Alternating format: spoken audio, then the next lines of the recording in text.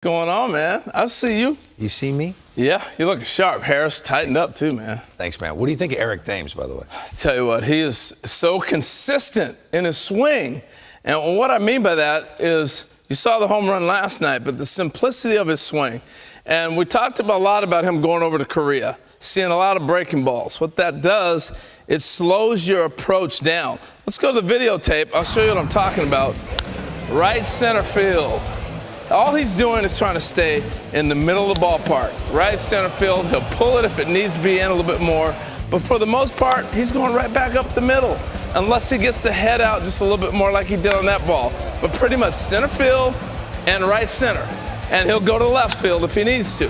But look at the swing, Greg. Is it basically the same on every stroke? All right, the finish and the follow through, I love it. And all he's doing is playing in the middle of the ballpark. Here he is with the Blue Jays. He had a little leg out in front of him a little bit and opened that up quite early. And what he did by the time he got to Korea with all the breaking balls, he just didn't rush as much. You can see the swing was already there. He just refined it.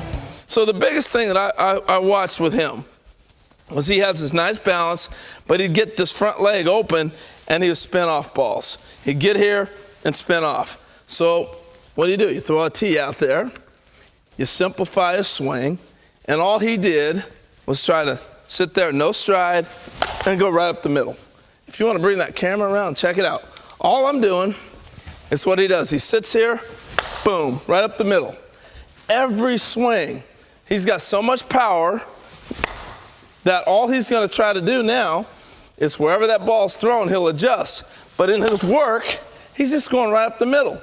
Every time, all day long, just thinking about sitting here, boom, right up the middle. If I'm a little late, left center field. All right, and that's all he's done. Real simple. Now, he's strong as can be, and if you get a bad mistake, boom, it's going to go. But it's all about his base. He takes a little simple step.